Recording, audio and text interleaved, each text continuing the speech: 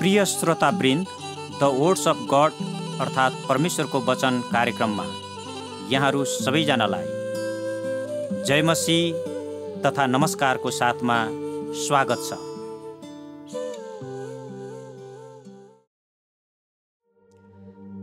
आजको वचनको शीर्षक रहेको छ नयाँ सृष्टि। दोस्रो कोरिन्थी 5:17। यसकारण कोही ख्रिस्टमा छ भने त्यो नयाँ सृष्टि हो, पुरानो बितिगएको छ, हेर नयाँ आएको छ। प्रिय श्रोतावृन्द, परमेश्वरले मानिसलाई जुन स्वरूपमा सृष्टि गर्नुभएको थियो त्यो असली स्वरूप पापको कारणले मानिसले गुमाइ पठाएको छ। उत्पत्ति 1:27 अनुसार परमेश्वरले मानिसलाई आफ्नै स्वरूप र प्रतिरूपमा सृष्टि गर्नुभएको थियो भनेर भनिएको छ। त्यो स्वरूप पापले गर्दा बिग्रिएको छ, कुरूप भएको छ। त्यो स्वरूपलाई पुनर्स्थापना गर्ने कार्य नै नयाँ सृष्टि हो, अनि त्यो ख्रिस्टमा मात्रै सम्भव छ। यस सन्दर्भलाई आजको यो सन्देशमा बुझ्ने प्रयास गर्नेछौँ। पहिलो नम्बर, नयाँ सृष्टिको अर्थ। नयाँ सृष्टिको अर्थ यस प्रकार छ।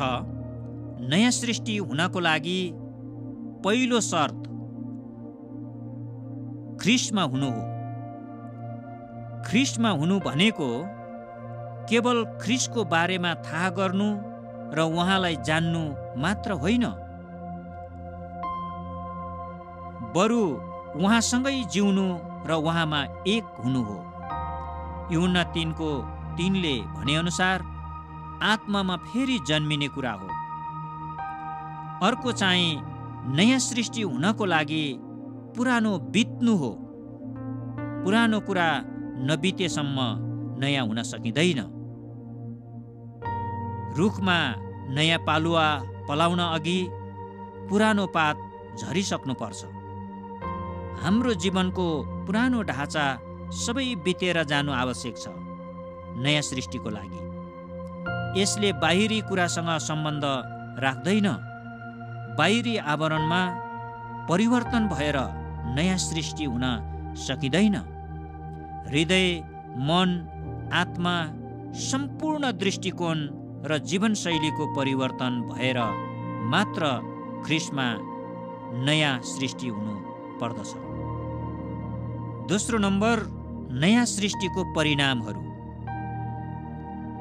अब कुरा आउँछ नयाँ सृष्टि कसरी थाहा गर्ने त?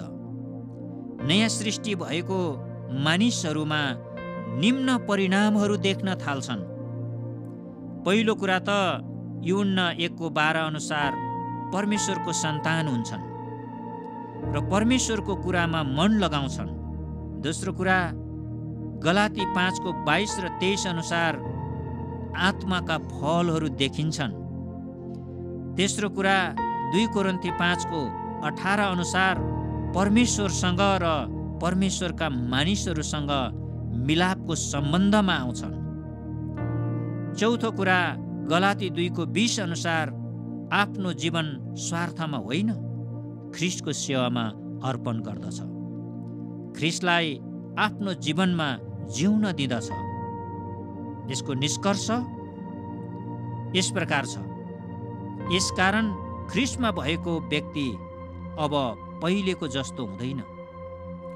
उहाँमा भएको जीवन एक पवित्र, प्रभावशाली र आशाको जीवन हुन्छ।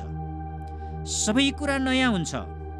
प्रिय श्रोतावृन्द, तपाईहरू जो यो सन्देश सुनिराख्नु भएको छ, म उत्साह दिन चाहन्छु।